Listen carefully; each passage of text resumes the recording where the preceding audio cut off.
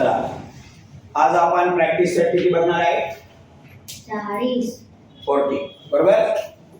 Simple आहे, concept आहे बरोबर. मन लावून लक्ष द्यायचं आहे. तुम्हाला याचं मी बेसिक सांगितलेलं आहे. चला प्रश्न वाचा. प्रियाना डिपॉझिट केले, किती रुपये केले बाळा? 1000 अँड स्कूल फंड किती, रेट किती आहे 9%. किती इयर साठी? What will B total amount आपल्याला विचारली आहे. कळालं? आता इथं लक्ष द्या. सर्वात महत्वाचं की इथं त्यांनी आपल्याला काय काय सांगितलेलं आहे बरोबर. आपल्याला त्यांनी काय काय गोष्टी सांगितलेल्या, काय काय दिलेल्या आहे ते आपण आता इथं सगळं लिहून घेऊ. कळालं? लक्ष द्या सगळ्यांना. आपल्याला प्रिन्सिपल किती दिलेला आहे? प्रिन्सिपल किती दिलेला आहे 1500. तुमचा रेट किती दिलेला आहे 9%. तुमचा टाइम किती दिलेला आहे तुम्हाला 2 इयर्स.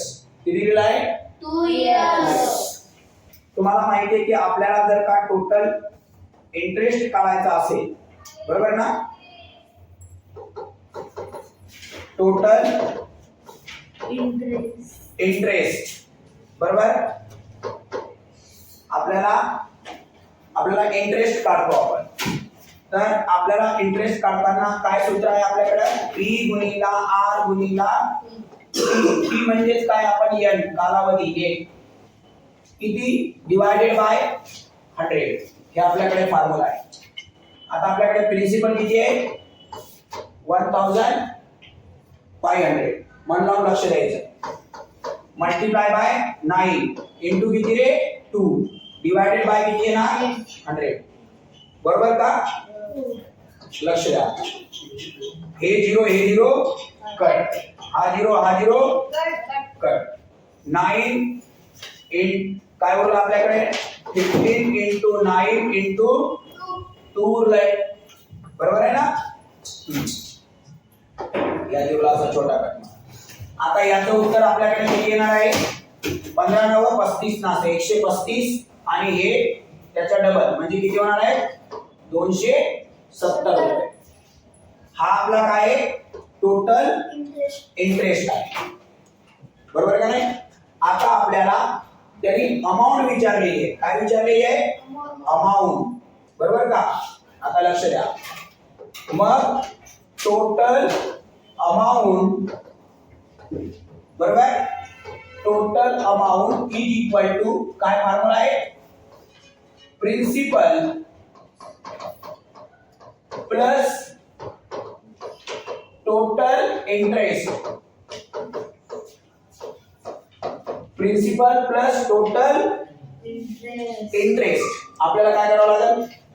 आता मी एखाद्याचे पैसे घेतले तर मला त्याचं प्रिन्सिपल पण द्यावं लागेल आणि त्याचा मला इंटरेस्ट पण द्यावा लागेल.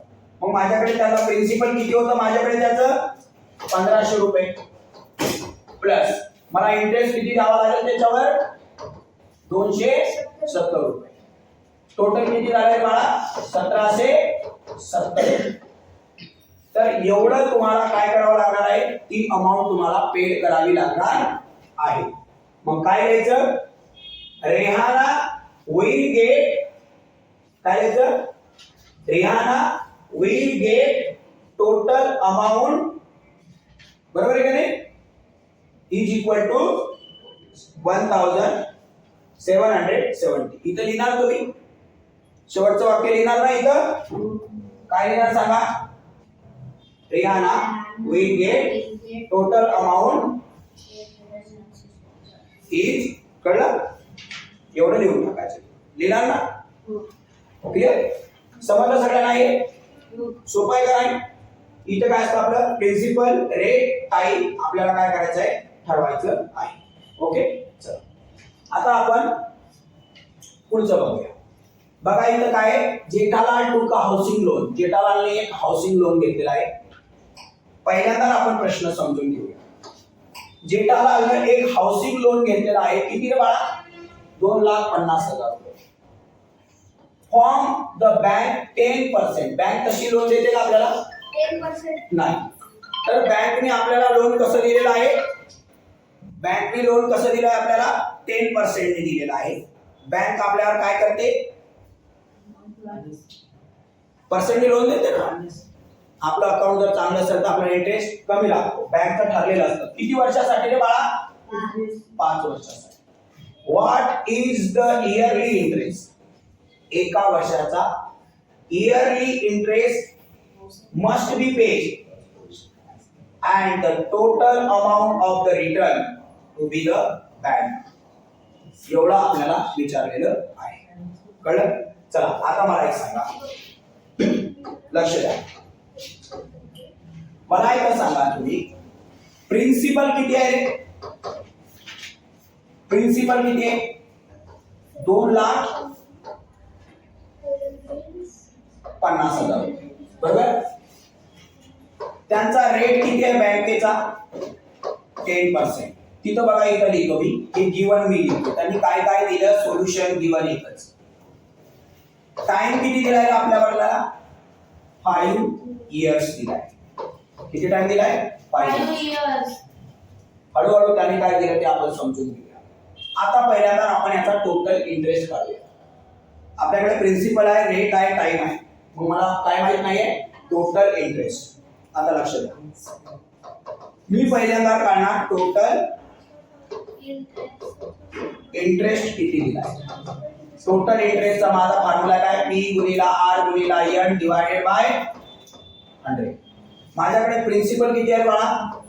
2,50,000. मन लावून लक्ष द्या, काहीच कठीण नाही. 10 वर्षासाठी 10%नी किती वर्षासाठी? 5 वर्षासाठी डिवायडेड बाय किती बाळा? 100. बरोबर. आता मी हे कॅल्क्युलेट करतो, लक्ष द्या. हे 0 हे 0, 2 0 कट, हे 2 0 कट. बरोबर ना.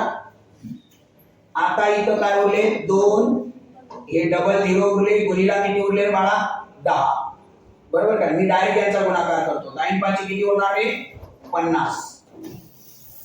आता तुम्हाला माहित आहे 5 5 25, 5 गुणी 10 आणि 2 12, आणि हे 2 शून्य जशीच्या तसे, आणि हे पण एक शून्य जसंच तसंच. 1 2 3 कॉमा 1 2 कॉमा. बरोबर. तर तुम्हाला माहिती आहे हे 2 शून्य होते इथं. 10 गुणिला 5 50, 5 5 25, हातचे उरले 2, 5 गुणी 10 आणि 2 12, आणि हे 2 शून्य आणि हा 1 शून्य इथं जसाच. हा झाला आपला टोटल इंटरेस्ट. काय झालं बाळा? काय झालं सांग? टोटल इंटरेस्ट आपल्याला एवढा काय करावा लागेल? द्यावा लागेल. आता मला हा झाला टोटल इंटरेस्ट. मला जर का टोटल अमाउंट काढायची असेल तेव्हा तो किती रिटर्न करतोय, कारण बँकेला काय करावं लागेल? आपल्याला पैसे रिटर्न करावं लागेल. मग त्याच्यामध्ये मला हा इंटरेस्ट पण काय करावं लागेल? ऍड करावं लागेल का? बरोबर आहे ना. आता हा झाला 5 इयरचा इंटरेस्ट आहे. कोणता इंटरेस्ट आहे रे? 5 इयरचा. आता मला इयरली काढायचं असेल तर मला इयरली काढायचं म्हणजे एका वर्षाचं काढायचं. इथं लक्षात घ्या. बरोबर. 5 इयर. आता एका वर्षाचा what will be yearly interest? इकडे लक्ष द्या. इयरली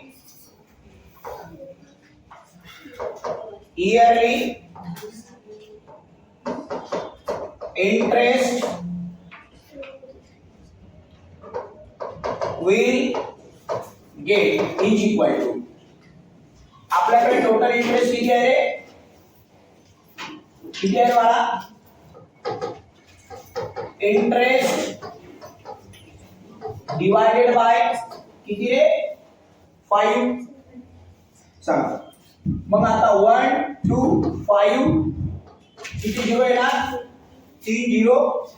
याला डिवाइड बाय किती करायचं आहे? 5 करायचं. किती करायचं आहे?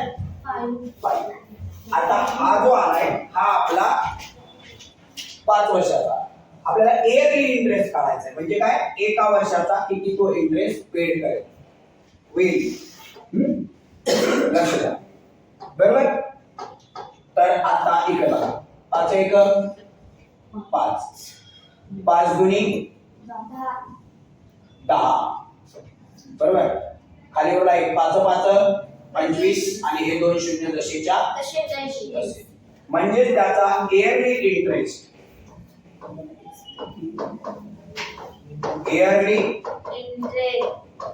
इंटरेस्ट विल गेट आपल्याला किती मिळेल रे बाळा? 25. कळालं इथपर्यंत? समजलं? बरोबर आहे. तर इयरली इंटरेस्ट त्याला 25,000 द्यावं लागेल. आता तो बँकेला अमाऊंट तो पूर्ण करावं लागणार ना त्याला. घेतले होते किती झाली?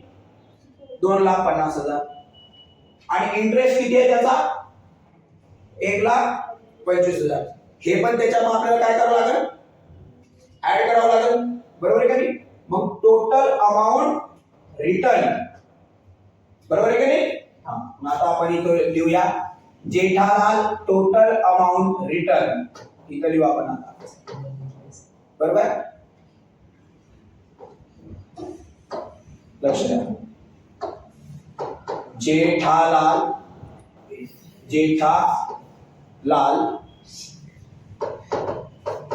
टोटल अमाउंट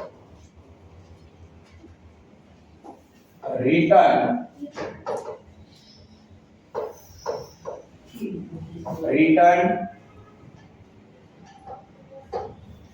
टू बी किंवा विल गेट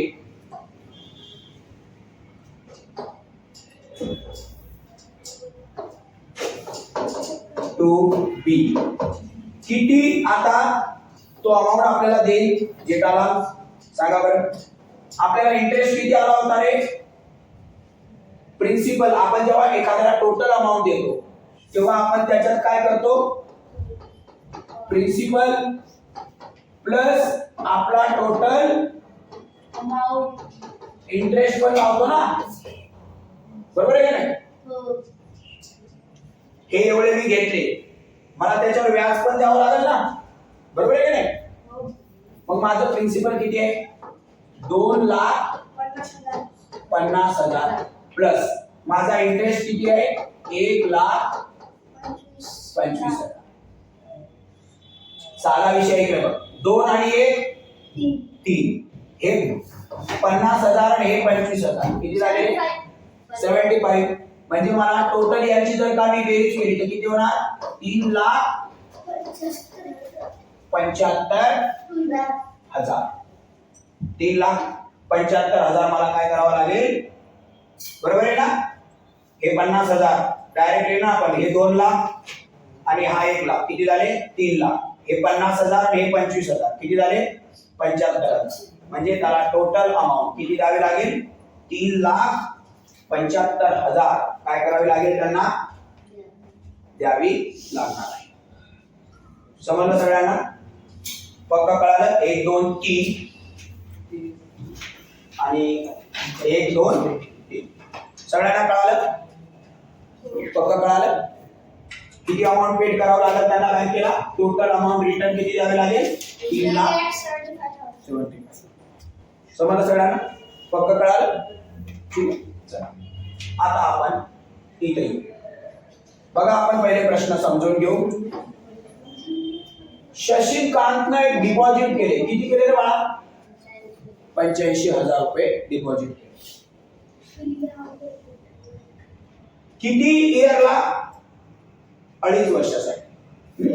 सोपं गणित आहे. त्याच्यावर रेट किती होता? 7%. Saving bank amount. What is the total interest? फक्त आपल्याला टोटल इंटरेस्ट विचारलेला आहे. टोटल इंटरेस्टचा फॉर्म्युला तर आपल्याला माहिती आहे. चला आता लक्ष द्या. मला एक सांगा,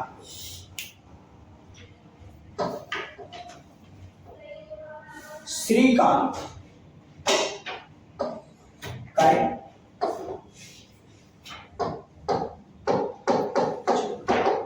श्रीकांतचा प्रिन्सिपल किती आहे? प्रिन्सिपल किती आहे? 85,000. 5,000. टाइम किती आहे? 1.5 year. त्याचा रेट किती आहे रे? 7%. रेट किती आहे? 7%. इथपर्यंत कळालं? आता श्रीकांतचं आपण टोटल पहिले इंटरेस्ट काढू. Total interest is equal to काय फॉर्म्युला आपल्याकडे सांगा बरं. फॉर्म्युला काय आपल्याकडे? पी गुणिला आर टी डिवायडेड बाय. चला प्रिन्सिपल किती आहे इथं बघा. 5,000. प्रिन्सिपल किती आहे? 85,000. रेट किती आहे बाळा? किती आहे? 7. किती वर्षासाठी? अडीच असं लिहायचं. 2.5 भागीला किती करायचंय? 100. कळलं? समजलं? आता हा पॉइंट घालवायचा तर इथं खाली किती लिहायचंय? 10. खाली 10 घातलं म्हणजे हा पॉइंट काय होणार आहे? पॉइंट काय होणार आहे? गायब होणार आहे. कळलं? आता लक्षात आपल्याला हे कट करायचं आहे. हा शून्य हा शून्य कट, हा शून्य हा शून्य कट, हा शून्य हा शून्य. समजलं? काय होईल आपल्याकडे आता? 85 मल्टीप्लाय बाय 7 मल्टीप्लाय बाय 25. आता याचा आणि याचा मल्टीप्लाय करा डिवायडेड बाय 25. बरोबर? चला 85 मल्टीप्लाय बाय 7. 7 5 35 हातचे उरले 3, 7 8 56 आणि 3 किती झाले? 59. बरोबर? याला गुणिला किती करायचे आपल्याला आता? 25. तुम्हाला मी रेग्युलर डायरेक्ट करू शकतो. तुम्हाला 25 चा टेबल पाठ असेल तर तसं करा, नाहीतर मग आपलं रेग्युलर करा. 5 5 25 हातचे उरले 2, 5 9 45 आणि 2 47 हातचे उरले 4, 5 5 25 आणि 4 29. हे घर काय करायचं? बंद करायचं. 5 दुनी 10 हातचा उरला 1, 9 दुनी 18 आणि 19 हातचा उरला 1, 5 दुनी 10 आणि 1 11. करा गुणाकार. 5 7 9 9 18 3 आणि 4 आणि हा 1. बरोबर उत्तर किती आलं? 14,87,5. 14,087. एवढा तुमचा काय राहणार आहे बाळा? टोटल काय राहणार आहे तुमचा? टोटल तुमचा इंटरेस्ट 14,875 रुपये. त्यांनी आपल्याला तेच विचारलेलं आहे. What will B total interest. समजलं? इंटरेस्ट काढताना आपल्याकडे काय काय असतं? प्रिन्सिपल असतं, रेट असतं, टाइम असतं. ते वरती दिलेलं असतं. गुणाकार करायचा, इथला पॉइंट काढायचा तर आपण खाली 10 दिले. म्हणजे पॉइंटचा काही इथं प्रश्न नाही.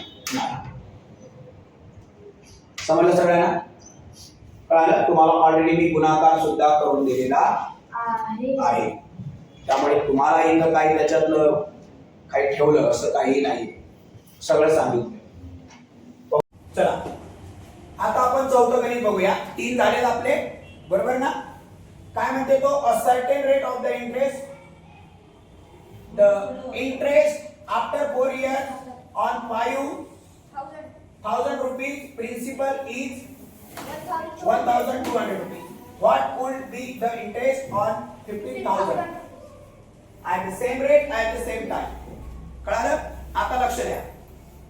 सर्वात महत्त्वाचं आपल्याला त्यांनी गिवन काय काय दिलेलं आहे ते आपण बघूया. तो काय म्हणतोय? द इंटरेस्ट इथं द्यायचं.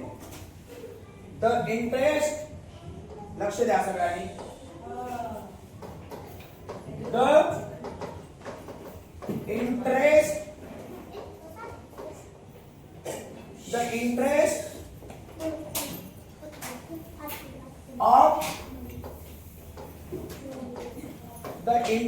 of 5,000 rupees on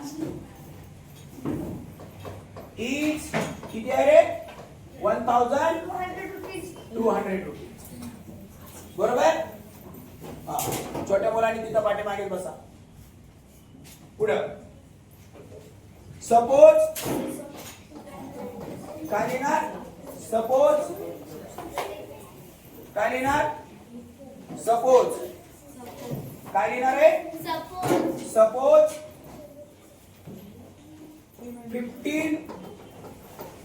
15,000 rupees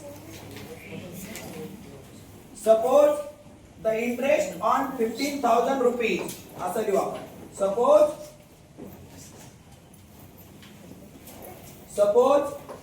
the interest on 15,000 rupees will be x काय म्हणणार आपण will be x पण कसं same time and same rate time आणि रेट कसा आहे सेम टाइम किती आहे आफ्टर 4 इयर तुम्ही असं पण लिहू शकता the interest of the 5,000 rupees after the 4 year is किती आहे आपण असं पण लिहू शकतो the interest of the 5,000 rupees after 4 year तुम्ही इथं पण असं लिहू शकता काही प्रॉब्लेम नाहीये आफ्टर 4 इयर इथं लिहा आफ्टर 4 इयर आफ्टर 4 इयर बरोबर इज किती आहे तुमचा आफ्टर 4 इयर 1200 रुपीज आता लक्षात घ्या आपल्याला आता काय करायचं आहे की त्याने 15,000 रुपयावर इंटरेस्ट किती दिलेला आहे बरोबर तर आपल्याला माहिती आहे the principal and interest ratio इथं लक्षात ठेवायचं आहे the principal and interest ratio